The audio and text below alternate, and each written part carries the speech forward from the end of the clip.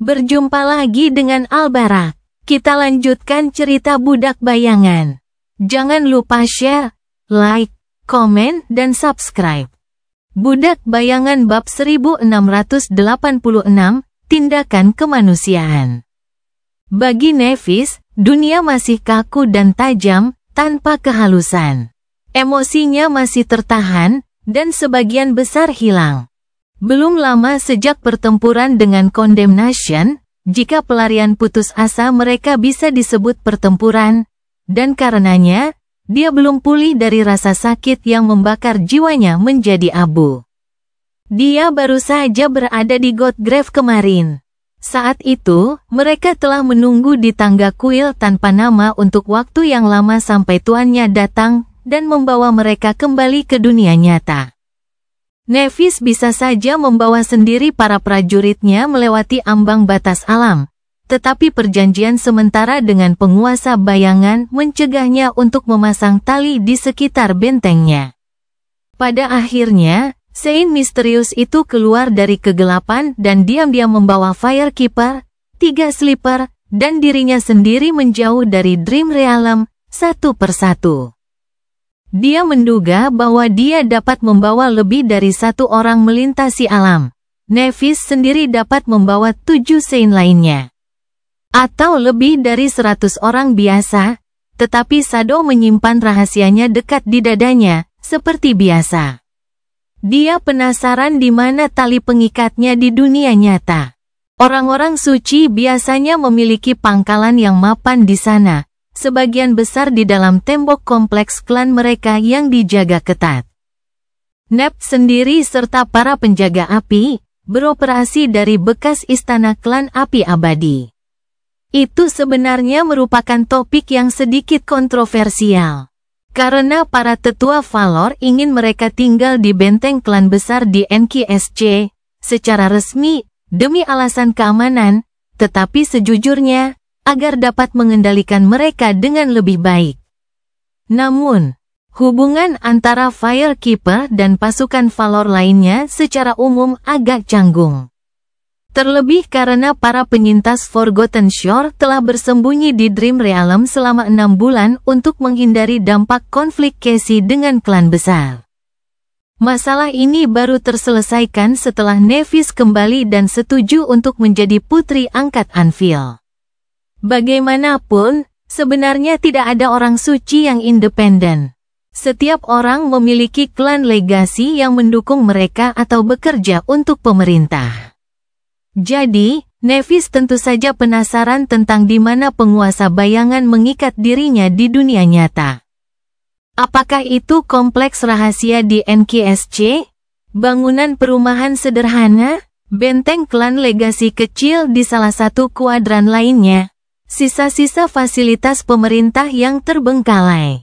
Mungkin, dia iseng membayangkan berbagai tempat, sambil berpikir bahwa tempat-tempat itu mungkin bisa memberi petunjuk tentang latar belakangnya yang sebenarnya. Anehnya, tali pengikat Lord of Shadows diletakkan sembarangan di tengah jalan kosong di pinggiran NKSC. Pinggiran kota itu kini jauh lebih sepi daripada sebelumnya, karena banyak orang telah pergi ke alam mimpi. Ada banyak daerah terlantar seperti ini, yang hampir tidak ada lalu lintas pejalan kaki. Meski tak lazim, penempatan tali itu tampaknya tak ditentukan oleh apapun kecuali kenyamanan semata, yang sama sekali tidak memberitahu dia apapun. Nevis adalah orang terakhir yang dibawa ke sini. Sang penguasa bayangan tidak membuang waktu untuk mengucapkan selamat tinggal, mengangguk singkat padanya sebelum menghilang dalam kegelapan. Begitu saja, ekspedisinya ke Godgrave berakhir. Ada banyak hal yang harus dia lakukan setelah itu. Nevis mengucapkan selamat tinggal kepada 3 Sleeper dan mengirim mereka ke akademi. Karena mereka tidak pernah berhasil berlabuh di alam mimpi, mereka harus meminta bantuan seorang Saint. Melewati salah satu gerbang mimpi, atau menunggu titik balik matahari musim dingin berikutnya untuk menyelesaikan kebangkitan mereka. Dia ingin menawarkan bantuannya, tetapi mengingat kesetiaan Tamar terhadap Domain Song, berlabuh di bastion bukanlah suatu pilihan. Para penjaga api kembali ke Istana Api Abadi atau langsung kembali ke Menara Gading. Mereka butuh istirahat. Adapun Nevis sendiri, dia berjalan menuju markas klan Valor. Kemudian, dia harus mengikuti pengarahan dan laporan, juga banyak penantian. Untungnya, Castle ada di sana untuk membantunya menangani bagian yang paling membosankan. Baru pada pagi hari berikutnya Nevis punya kesempatan untuk beristirahat dan memulihkan diri. Ia makan sarapan terlambat, mandi lama, dan mengenakan pakaian biasa. Melakukan rutinitas. Agak menyebalkan. Segala hal yang tidak ada hubungannya dengan pencapaian tujuannya dalam kondisinya saat ini. Akhirnya, dia membuat janji dengan terapisnya. Nevis telah ditugaskan seorang konselor psikologis setelah kembali dari mimpi buruk kedua, dan menemuinya secara berkala hingga hari ini. Tentu saja, itu sedikit menggelikan. Dia percaya bahwa ada manfaatnya menerima konseling. Para dewa tahu, kondisi mentalnya jauh dari kata tidak terganggu. Kondisinya sangat buruk setelah mimpi buruk kedua, dan akan menjadi dingin dan tanpa emosi setiap kali dia menggunakan aspeknya secara berlebihan. Nevis khawatir akan kehilangan kemanusiaannya, yang merupakan alasan dia setuju untuk menjalani terapi. Namun, tidak sulit untuk menebak bahwa terapis yang ditugaskan padanya membuat laporan rutin tentang semua yang dikatakannya selama sesi terapi. Awalnya, laporan tersebut telah sampai ke pemerintah. Setelah Nevis bergabung dengan klan Valor, penasihat awalnya tiba-tiba tidak tersedia, dan merujuknya ke seorang kolega. Penasihat baru itu jelas-jelas membuat laporan terperinci kepada para tetua klan agung. Jadi, itu hanya sandiwara. Nevis berpura-pura tidak tahu dan terus mengunjungi terapis untuk menumbuhkan perasaan kendali palsu yang dimiliki klan Valor terhadapnya. Meski begitu, sandiwara pun terkadang bisa berguna. Banyak hal berguna yang dipelajarinya dari para konselor sementara mereka belajar kepalsuan darinya. Misalnya, tindakan mengenakan pakaian biasa. Nevis akan merasa nyaman tidak pernah mengabaikan kenangan baju besinya, tetapi tindakan-tindakan kecil perilaku manusia inilah yang mengikatnya pada kemanusiaan. Ia juga sering didorong untuk berpartisipasi dalam kegiatan rekreasi yang biasa dan lebih banyak berkomunikasi dengan orang biasa. Ada hal-hal kecil lain yang telah ia pelajari untuk dilakukan. Nevis merasa tugas-tugas ini agak membosankan, tetapi bermanfaat bagi kondisi jiwanya. Itu juga bagus untuk usahanya saat ini untuk menguasai pengetahuan tentang gairah. Dia cenderung menghabiskan seluruh waktunya bersama orang-orang tertentu, prajurit yang terbangun, dan orang-orang elit pada saat itu. Gairah mereka membara terang, tetapi biasanya diwarnai dengan corak yang sama. Mengalami berbagai harapan dan aspirasi manusia pasti akan membantunya memahami cabang warisan aspeknya yang sulit dipahami itu dengan lebih baik. Maka, Nevis mendengarkan penasihatnya dengan baik. Itulah sebabnya dia tiba di kafe kuno di daerah terpencil Bastion dengan perasaan sangat tidak nyaman mengenakan gaun musim panas yang tipis. Budak Bayangan bab 1687, tiba-tiba, dan tanpa peringatan. Saat itu musim dingin di NKSC, tetapi di Bastion, cuacanya hangat dan sejuk. Nevis tidak mendapat banyak kesempatan untuk berjalan-jalan santai di sekitar kota, tetapi dia ingat menikmati suasana kota yang berkembang pesat selama perjalanan terakhirnya, yaitu sekitar setahun yang lalu, ya, kota yang membentang di sekitar danau yang indah itu telah berubah drastis sejak saat itu. Tentu saja, Nevis sudah terbiasa dengan semua perubahan ini. Dia sering kali menatap ke bawah ke jalan-jalan Bastion yang ramai dari ketinggian pulau surgawinya yang tenang. mengamati arus aktivitas manusia yang ramai dari kejauhan. Setiap kali Menara Gading kembali ke sini, kotanya tampak berbeda. Namun, manusianya tetap sama. Sayangnya, Nevis tidak menikmati kesibukan mereka hari ini. Dia masih dalam tahap pemulihan dari pertempuran dengan Condemnation. Jalan-jalannya pun tidak sepenuhnya untuk bersantai. Dia meninggalkan istana dengan tujuan tertentu dalam pikirannya. Nevis telah lama mencari seorang penyihir berbakat. Dia dan Firekeeper menerima banyak memori dengan membunuh Nigma Creatures, tentu saja, tetapi memori tersebut terlalu bergantung pada keinginan mantra. Sangat sedikit dari mereka yang memenuhi kebutuhannya dengan sempurna, atau cukup kuat untuk membuat perbedaan.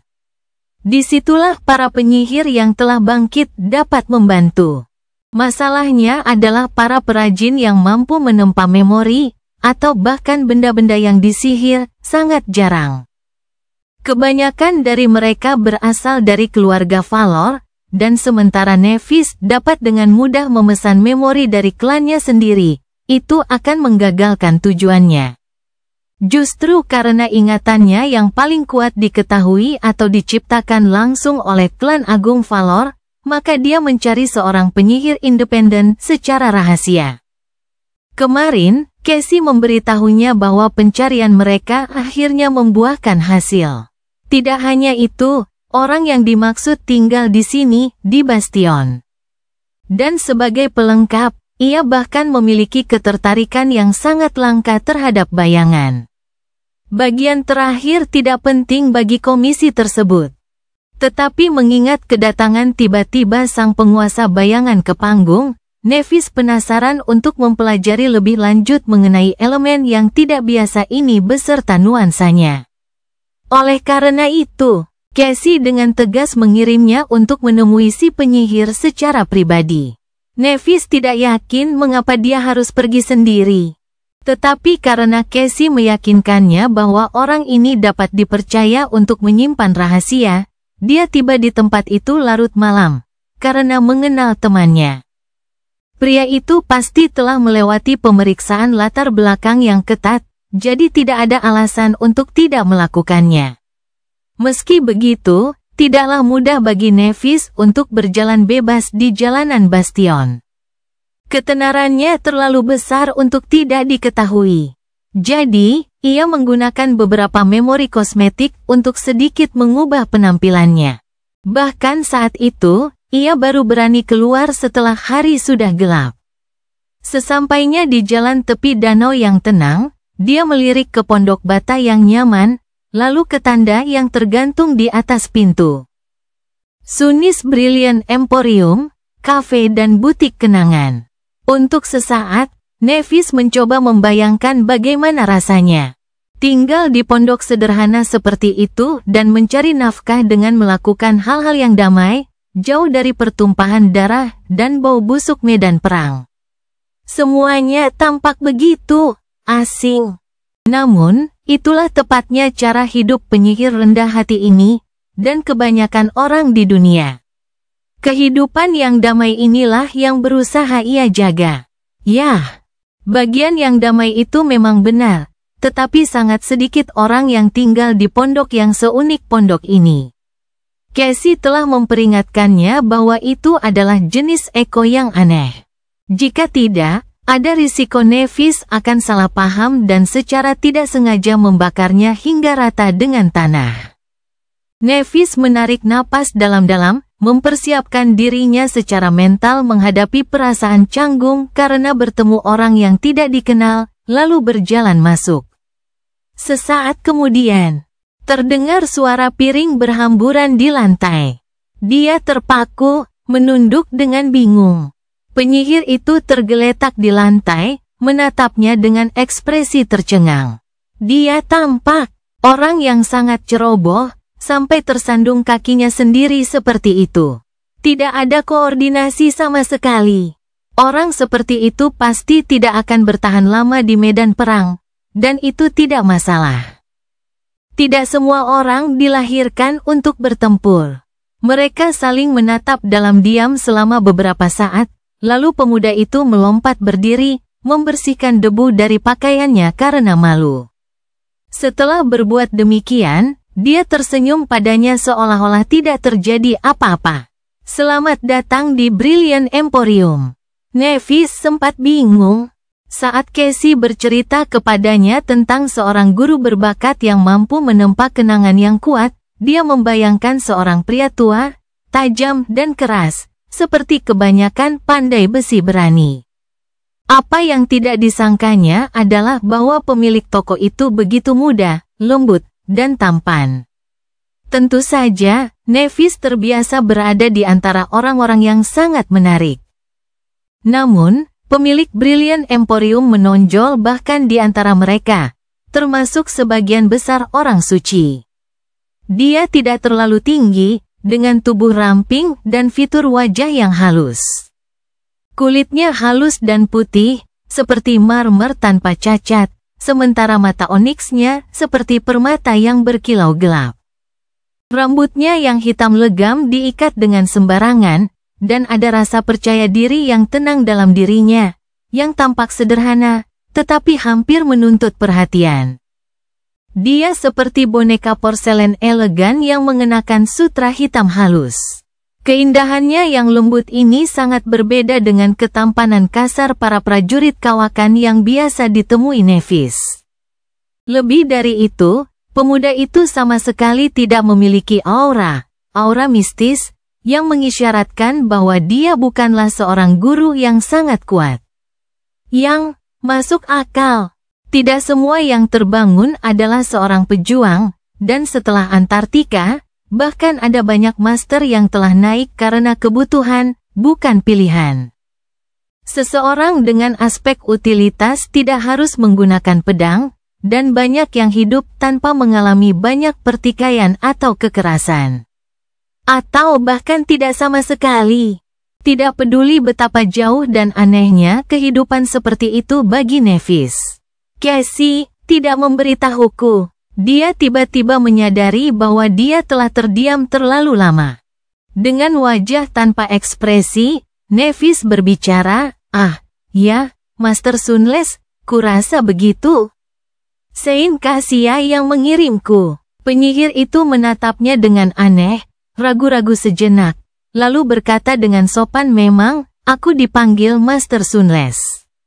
Mohon maafkan aku, Lady Nevis. Saint Cassia tidak memperingatkanku. Nevis mengangguk. Ya, dia juga tidak memperingatkanku. Dia berkedip, maaf. Dia berdeham dan mengalihkan pandangan karena malu. Tidak ada apa-apa. Aku di sini untuk berbicara tentang memori. Budak Bayangan bab 1688, Puncak Keemasan. Aku pikir, aku mungkin akan membunuh Casey. Sunni terus tersenyum untuk menyembunyikan betapa terkejut dan bingungnya dia. Mungkin dia terlihat sedikit malu. Dan dia mungkin terlihat seperti badut. Tetapi tidak ada yang bisa dia lakukan untuk itu. Sunni sudah berusaha sekuat tenaga agar tak melirik piring-piring kotor yang berserakan di lantai, atau memanggil segerombolan bayangan untuk segera membersihkannya. Tetap tenang, Nevis ada di sini, di Brilliant Emporium. Memandangnya dengan ekspresi aneh. Yah, tentu saja ekspresinya aneh. Dia baru saja mempermalukan dirinya sendiri di hadapannya. Dan secara teknis itu adalah pertemuan pertama mereka, tidak kurang, yang dimulai dengan dia yang sedang berbaring telungkup. Sunni ingin jatuh melalui lantai. Sebenarnya, itu mungkin saja. Tidak butuh banyak hal bagi Marvelous Mimic untuk menelannya ke ruang bawah tanah. Berusaha keras untuk menyingkirkan pikiran-pikiran itu dari kepalanya, Sunni bertanya dengan nada sesopan mungkin, mengingat situasinya, memang, aku dipanggil Master Sunles. Mohon maafkan aku, Lady Nevis, Saint Cassia tidak memperingatkanku. Bukan hanya Nevis yang ada di sini, tetapi dia juga mengenakan gaun. Sebuah gaun, itu seharusnya dikategorikan sebagai kejahatan, gaunnya yang tipis sederhana dan berwarna putih, tanpa banyak hiasan. Gaun itu menutupi bahunya dan memiliki garis leher yang sederhana, ujungnya agak tinggi di atas lututnya. Meskipun demikian, kesederhanaan gaun itu hanya menonjolkan lekuk anggun tubuhnya yang ramping. Dan kontras mencolok antara kulitnya yang seputih pualam dan rambutnya yang hitam hanya membuat mata abu-abunya tampak lebih mencolok. Tiba-tiba, Sunny bersyukur karena di luar sudah gelap. Kalau tidak, kemunculan Neve mungkin akan membuat Brilliant Emporium dikepung oleh segerombolan pengagum. Dan kemudian, ia harus menahan diri untuk tidak mencetak koin jiwa baru. Tiba-tiba, dia menyadari bahwa Nevis telah mengatakan sesuatu. Dia tidak tahu apa. Sunny berkedip. Maaf. Dia berdeham, lalu mengalihkan pandangannya. Mungkin karena tidak senang dengan kurangnya sopan santun dan kemampuan mentalnya. Tidak ada apa-apa. Aku di sini untuk berbicara tentang sebuah memori. Sunny memaksakan senyum lagi, lalu menunjuk ke salah satu meja. Silakan duduk, saya akan segera menemui Anda. Ia menarik kursi untuknya, lalu dengan cepat mengambil piring-piring yang berserakan dan melarikan diri ke dapur. Namun, sebelum masuk, Sunny ragu sejenak.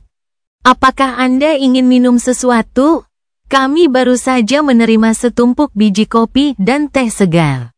Dia menggelengkan kepalanya. Air baik-baik saja. Dia mengangguk dan memasuki dapur. Sesaat kemudian, Sunny bersandar ke dinding dan bernapas berat. Apa-apaan? Dia sudah lama menantikan pertemuan dengan Nevis. Jadi, dia sudah siap secara mental untuk menghadapinya. Tetapi yang ditakdirkan untuk menghadapinya adalah sang penguasa bayangan. Bukan dia, si pemilik toko yang rendah hati dan rendah hati itu. Tidak ada alasan apapun bagi seseorang yang sehebat Changing Star dari klan api abadi untuk mengunjungi Brilliant Emporium. Jadi Sunny tidak pernah sekalipun membayangkan bahwa dia akan melakukannya. Tenang, Sunny menarik napas dalam-dalam, lalu diam-diam memeriksa apakah Nebulous Mantle berfungsi. Semuanya baik-baik saja, kehadirannya tersembunyi, dan kedoknya sebagai seorang seniman yang tidak berbahaya cukup dipertahankan. Bahkan, tahun ini hidup damai di Bastion telah menghaluskan sisi-sisinya, jadi inkarnasinya kali ini tampak agak lembut. Tidak mungkin seseorang akan mengaitkan pemilik Innocuous dari Brilliant Emporium dengan penguasa bayangan yang antisosial dan mengancam. Bagus, tapi apa sih yang sebenarnya dipikirkan Casey? Santo Kasia. Apa-apaan ini? Saat dia menuangkan air dari mata air abadi ke dalam gelas, dia menjawab dengan ramah, apa maksudmu? Gelas itu hampir meledak di tangan Sunny. Mengapa Changing Star ada di sini? Ia dapat membayangkan peramal buta itu tertawa di suatu tempat di seberang danau, di dalam istana. Mengapa dia tidak ada di sana? Memori yang ingin saya pesan adalah untuknya. Dia adalah orang yang paling tepat untuk menjelaskan apa yang dia butuhkan. Dia membuka mulutnya, lalu menutupnya lagi, tidak tahu bagaimana harus menjawab. Apa yang sudah kau ceritakan padanya tentangku? Suara Casey bergema di kepalanya. Tenang dan mantap, bahwa kamu dapat menempa kenangan yang kuat, dapat dipercaya untuk menyimpan rahasia, dan memiliki ketertarikan pada bayangan. Bagian terakhirnya agak bermasalah, tetapi setelah memikirkannya sejenak, Sunny harus mengakui bahwa yang terbaik adalah Nevis sudah diperingatkan sebelumnya. Dia akan menyadari sifat aspeknya cepat atau lambat, bagaimanapun juga, lebih baik memberitahunya terlebih dahulu untuk mencegahnya salah paham. Atau lebih tepatnya, ide yang tepat. Dalam kasus apapun, sambil membawa gelas berisi air. Sunny entah bagaimana mendapati dirinya juga membawa piring kecil dengan sepotong kue ceri di atasnya.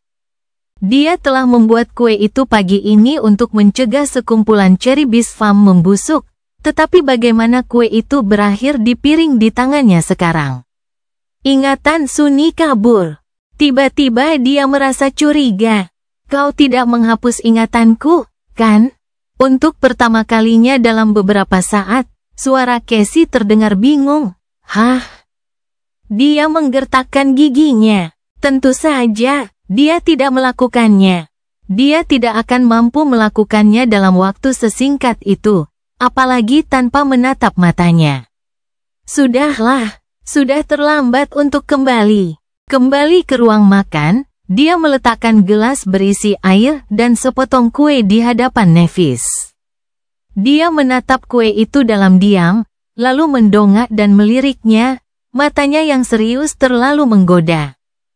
Omong kosong, seluruh situasi ini salah. Mengapa dia tidak mengenakan baju zirahnya?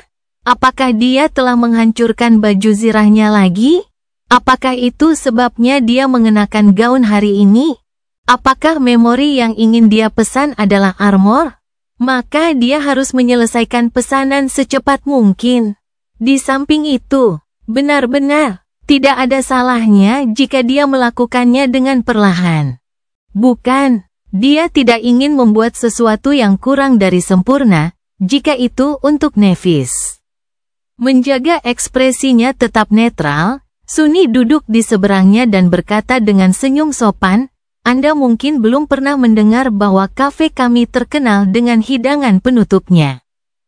Tentu saja tidak, karena memang bukan itu masalahnya. Tetapi sekali lagi, Nevis pernah membuatkan hidangan penutup untuknya.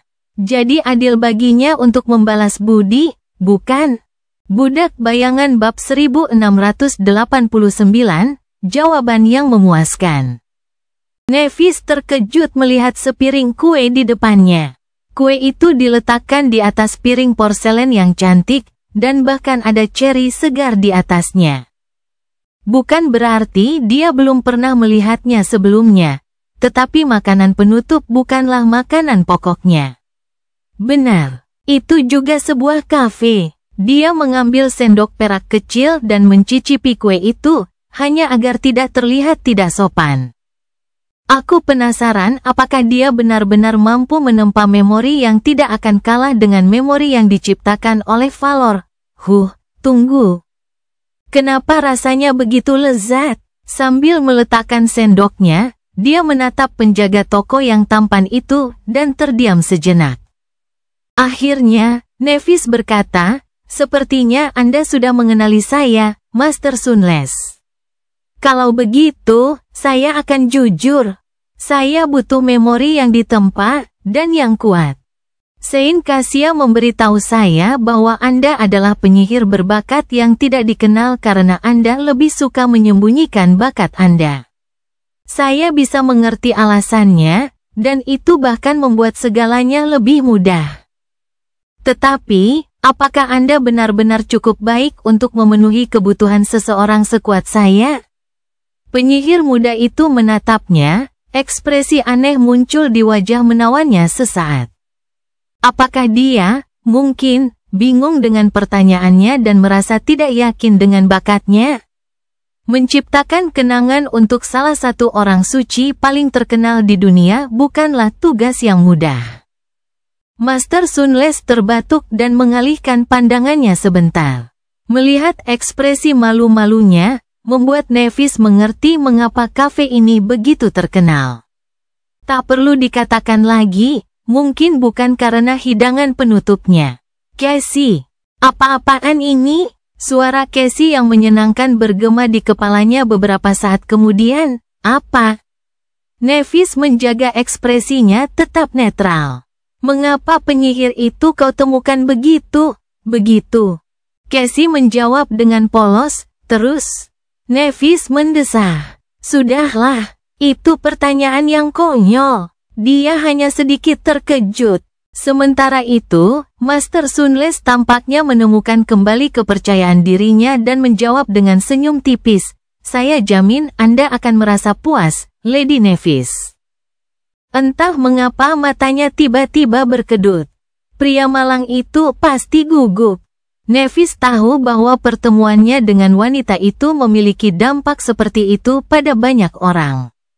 Penyihir itu melanjutkan dengan nada menyenangkan yang sama, biar saya jelaskan lagi. Yang ingin saya katakan adalah kenangan yang saya ciptakan adalah yang terbaik. Meski begitu, bolehkah saya mengajukan pertanyaan? Nevis ingin menjawab bahwa dia bisa, tetapi tiba-tiba mendapati dirinya tidak mampu. Itu karena, pada suatu saat, sepotong kue lezat masuk ke mulutnya. Dia bahkan tidak menyadari bagaimana caranya. Itu sangat aneh. Apakah kadar gula darahku rendah? Ya, pasti itu penyebabnya. Sambil menarik sendok keluar dari mulutnya perlahan, dia mengangguk dengan ekspresi datar. Guru Sunles ragu-ragu sejenak. Kau adalah putri dari klan Valor yang agung. Tentunya, para ahli tempat terkenal dari klanmu tidak kekurangan kenangan yang kuat yang telah mereka ciptakan. Mengapa datang kepadaku? Nevis mengangkat bahu, tidak melihat alasan untuk menyembunyikan kebenaran. Itu karena kau bukan seorang ahli tempat dari klan Valor. Pemuda itu tampaknya memiliki pikiran yang tajam. Dia langsung mengerti apa yang dimaksud wanita itu, dan bersandar dengan sedikit rasa geli yang terpancar di kedalaman matanya yang berwarna oniks. Jadi begitu, Master Sunles terdiam beberapa saat, memikirkan sesuatu. Akhirnya, dia bertanya, memori jenis apa yang ingin Anda pesan? Nevis menjawab dengan nada tenang, sebuah pedang. Dia membutuhkan pedang. Yang dia pegang, Kinslayer, adalah senjata yang indah. Itu juga senjata yang sangat kuat, dan cocok untuknya. Nevis telah membunuh banyak Nigma creatures dengan bilah tajamnya, dan telah memenangkan banyak pertempuran saat memegangnya. Akan tetapi, Anvil of Valor telah mencap sang Kinslayer, sehingga benda itu sebenarnya bukan miliknya lagi. Dia tidak cukup bodoh untuk mencoba menebas Raja Pedang dengan salah satu pedangnya sendiri. Kali ini, sang penyihir menawan tetap diam sejenak, mengamati wajahnya dengan intensitas yang aneh. Nevis dapat merasakan hasratnya samar-samar. Hasratnya terpendam, seolah ada sesuatu yang mengaburkannya, tetapi dia melihat campuran harapan yang membara indah di suatu tempat jauh di dalam jiwanya. Itu sedikit mengingatkannya pada Raja Pedang, mungkin karena mereka berdua adalah ahli mantra. Itu samar-samar mengingatkannya pada orang lain juga. Bagaimanapun, Master Sunles tampak cukup tulus, dan tidak menyimpan dendam terhadapnya. Sebaliknya, ia tampak terinspirasi olehnya, sedikit berlebihan. Dalam hati, Nevis merasa terkejut. Apakah dia terpikat olehku? Dia tidak yakin, tetapi hal seperti itu bukanlah situasi yang asing. Menjadi seorang Saint berarti memiliki pengaruh yang kuat pada orang lain, dan itu terutama berlaku untuknya. Meski begitu, setidaknya Master Sunles memiliki cukup kesopanan dan ketenangan untuk menyembunyikan perasaannya. Perasaannya juga tidak tampak menjijikkan, meskipun ada unsur seperti itu. Tentu saja ada, bagaimanapun, dia pria yang sehat. Karena terbiasa dengan hal-hal seperti itu, Nevis tidak menaruh dendam terhadapnya. Sebenarnya, dia mungkin merasa sedikit senang dengan reaksi itu. Sepertinya jiwaku pulih lebih cepat kali ini. Merasakan sesuatu sudah merupakan pertanda baik. Akhirnya, Master Sunles berbicara, jika memang begitu, maka ada 3 cara bagiku untuk membuat pedang untukmu, Lady Nevis. Dia memiringkan kepalanya sedikit. Oh, dia mengangguk. Cara pertama adalah yang paling mudah. Saya dapat mengambil memori yang sudah ada dan mengubahnya sesuai kebutuhan Anda. Metode itu adalah yang termudah, tetapi juga yang paling terbatas. Nevis mengangkat sebelah alisnya. Casey tidak memberitahunya bahwa Master Sunless cukup ahli untuk mengubah memori yang diberikan kepada yang terbangun oleh mantra, bukan hanya menciptakan memorinya sendiri.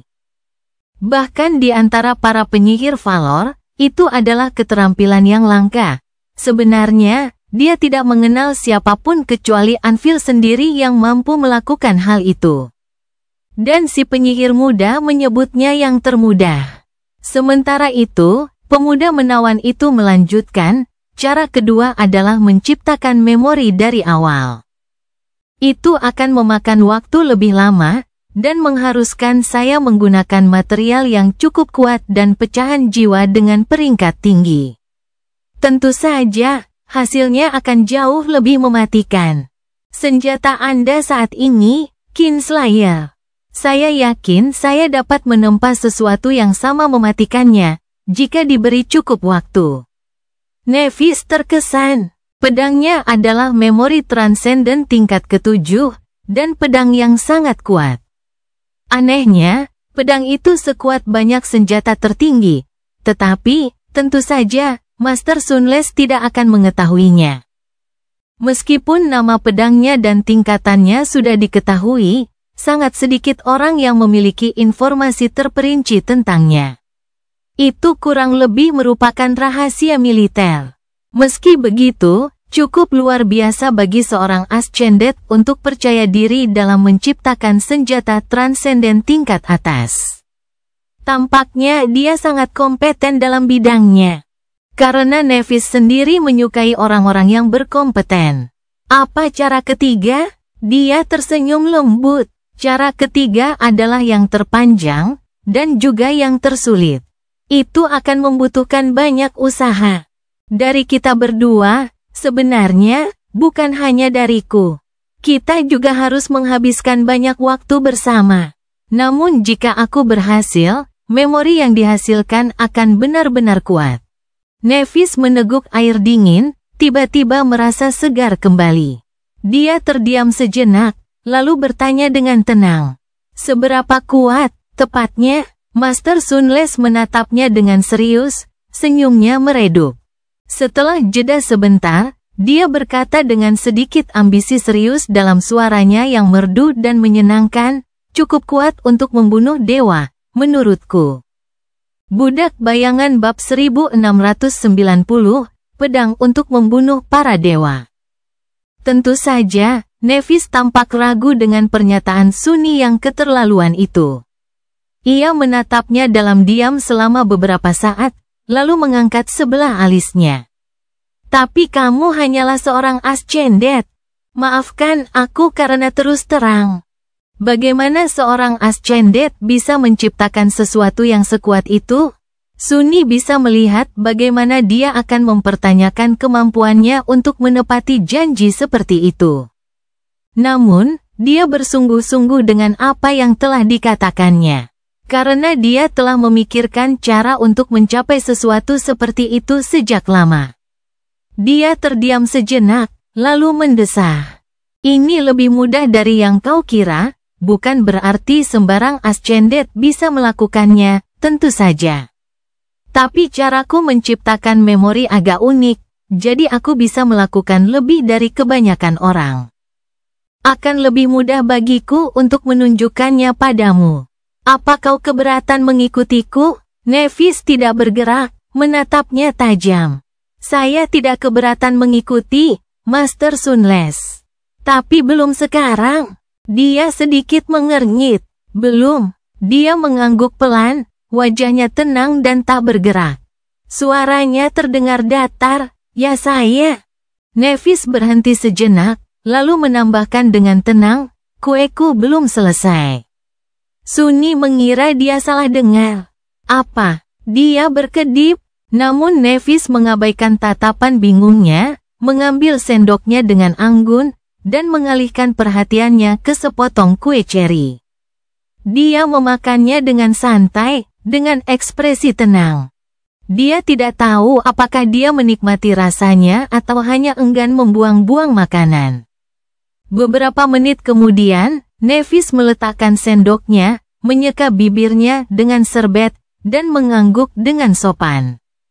Terima kasih. Berapa banyak yang harus kubayar? Sunni menggelengkan kepalanya perlahan. Tidak, itu gratis. Apa yang sedang terjadi dalam pikirannya? Mereka telah berbicara tentang membunuh dewa, lalu berhenti untuk kue. Bukan berarti Sunni mengeluh.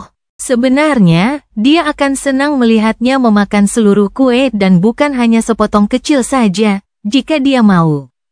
10 kue, bahkan, meskipun itu akan sedikit mahal. Kalau begitu, bagaimana kalau kita pergi? Dia berdiri dan membimbingnya ke ruang bawah tanah Marvelous Mimic. Tidak seperti hari ketika dia menuntun Tale of White Feather untuk mengambil belatit apologi, Sunni menuju bagian belakang butik. Nevis mengikutinya, melihat sekeliling dengan sedikit rasa ingin tahu. Dia menjelaskan dengan membantu, ini adalah bagian dari memori butik dari Brilliant Emporium. Seperti yang mungkin Anda ketahui, saya tidak mengiklankan kemampuan saya untuk membuat memori, jadi sebagian besar pelanggan menganggap saya sebagai pedagang dengan jaringan koneksi yang luas. Mereka meneliti inventaris kami di sini atau meminta kami untuk mencari memori yang sesuai dengan serangkaian parameter khusus. Nevis mengangguk. Interiornya sangat berkelas, sangat cocok untukmu. Sunni tidak yakin apa maksudnya, namun tersenyum tanda menghargai. Terima kasih. Kebanyakan pelanggan hanya melihat butiknya, tetapi sebenarnya itu hanya bagian depan dari bisnis tersebut. Bengkel saya berada di balik pintu itu. Dan di balik pintu ini adalah tempat saya menyimpan bahan-bahan berharga. Saat Sunni membuka pintu, Nevis bertanya dengan nada datar seperti biasanya, bolehkah aku bertanya mengapa kau begitu enggan menunjukkan bakatmu, Master Sunless? Dia bertahan sejenak. Tentu saja bisa. Ada banyak alasan, tetapi yang terutama, aku tidak menyukai klan-klan besar. Tolong jangan tersinggung, Lady Nevis. Dia tersenyum tipis. Aku tidak akan melakukannya. Sunni menuntunnya ke gudang material, yang merupakan aula luas yang diliputi kegelapan, dengan hanya beberapa lentera yang meneranginya. Lentera-lentera itu ada di sana untuk Aiko, yang terkadang membantunya dalam membuat kerajinan. Nevis berhenti di pintu masuk. Gudang material itu sangat berbeda dari etalase toko yang indah. Suasana di sini dingin dan menyeramkan, bahkan menyeramkan. Itu karena gudang itu penuh dengan sisa-sisa monster, kebanyakan dari mereka adalah milik makhluk mimpi buruk yang sangat mengerikan. Ada tulang-tulang aneh, cangkang berlubang dari kekejian yang keji, dan berbagai artefak aneh. Sisa-sisa binatang musim dingin ada di sini. Pecahan bayangan beku juga ada di sini, di antara piala-piala lain yang dikumpulkan Sunni dalam 4 tahun terakhir. Dia berjalan ke tengah-tengah gudang bawah tanah yang luas dan menoleh ke arah Nevis sambil menunjuk ke sekelilingnya. Memori yang kuat harus dibuat dari bahan-bahan yang kuat. Jika tidak, ia tidak akan mampu bertahan dari beban pesonanya sendiri. Sisa-sisa makhluk mimpi buruk adalah sumber bahan-bahan yang paling mudah diakses, meskipun bukan satu-satunya sumber. Nevis memandang sekelilingnya dengan ketertarikan yang tertahan. Apakah kau pernah menemukan sisa-sisa kekejian yang tidak suci? Apakah itu yang membuatmu yakin untuk mengklaim bahwa kau dapat menempa pedang pembunuh dewa? Sunni tersenyum dan menggelengkan kepalanya. Tidak. Sebenarnya, yang ingin kutunjukkan kepadamu bukanlah bahan-bahannya, melainkan tempat penyimpanannya sendiri. Apakah kamu memperhatikan betapa besarnya tempat penyimpanan itu? Nevis mengangguk perlahan, membuat Sunni tersenyum. Saint Cassia pasti sudah memberitahumu bahwa tokoku sebenarnya adalah Ascended Devil. Bahkan, volume interiornya, tampaknya agak terlalu luas, bukan? Dia terdiam sebentar, lalu mengangkat bahu. Sulit untuk mengatakannya tanpa mengetahui makhluk apa yang kau bunuh untuk menerima Eko ini. Tapi ya, aku berharap ukurannya akan jauh lebih kecil. Memori penyimpanan dimensi Ascended Rank biasanya jauh lebih sederhana. Sunni menunjuk dirinya sendiri. Tapi, lihatlah, penyimpanan dimensi ini agak unik. Karena volumenya tidak bergantung pada pangkat dan kelas makhluk itu, melainkan pada potensi jiwa pemilik makhluk itu. Yang, dalam kasus ini, adalah jiwaku. Nevis terdiam sejenak. Sepertinya jiwamu luar biasa kuat. Dia terkekeh, menyebabkan senyum kecil muncul di bibirnya. Terima kasih atas pujiannya. Tapi bukan itu intinya. Dia mengerutkan kening, lalu tiba-tiba menusuknya dengan tatapan yang intens. Apakah maksudmu? Sunni mengangguk. Benar. Bukan tidak mungkin bagiku untuk menciptakan memori yang terikat pada jiwa penggunanya, dan karenanya sama kuatnya dengan penggunanya. Bagiku, kau akan terus tumbuh lebih kuat, Lady Nevis. Jadi, bukan tidak mungkin pedangmu akan menjadi cukup tajam untuk membunuh dewa, suatu hari nanti. Sunni sedikit tidak jujur, tapi hanya sedikit. Sebenarnya, ambisinya bukanlah untuk meniru pesona Covetus Cover. Apa yang ia kejar, dan telah ia coba capai selama beberapa waktu, adalah meniru sifat Bond dari Onyx Mantle, yang bertanggung jawab atas atribut yang membuatnya sekuat jiwanya. Alasannya adalah perubahan persepsinya tentang kekuatan, dan pandangannya tentang kenangan, setelah menjadi transenden. Sunni telah lama menyadari bahwa makhluk yang benar-benar kuat tidak mengejar kekuatan yang lebih besar dari senjata yang mereka pegang dan alat yang mereka gunakan, karena mereka sendiri adalah kekuatan itu sendiri. Senjata dan alat itu hanya dimaksudkan untuk menyalurkan kekuatan mereka sendiri, bukan menjadi sumber kekuatan eksternal. Namun, Sunni selalu sebaliknya. Ia telah menjadikan dirinya seorang pejuang yang mematikan, ya, tetapi sebagian besar kemenangannya datang dari penggunaan mantra memori yang kuat secara cerdik. Yang dapat ia manfaatkan lebih baik daripada Awaken lainnya karena matanya telah diubah oleh Blood WAV. Karena diusir dari mantra, dia kehilangan sebagian besar kenangan ini. Kenangan itu menunjukkan kepadanya, dengan cara yang agak kejam, perbedaan antara kekuatan internal dan eksternal. Jadi, meskipun Sunni dapat membuat sendiri berbagai macam kenangan yang ampuh, dia tidak melakukannya. Karena dia cukup kuat untuk tidak membutuhkannya, dan tidak ingin disesatkan oleh ketergantungan yang berlebihan pada kekuatan yang tidak pantas.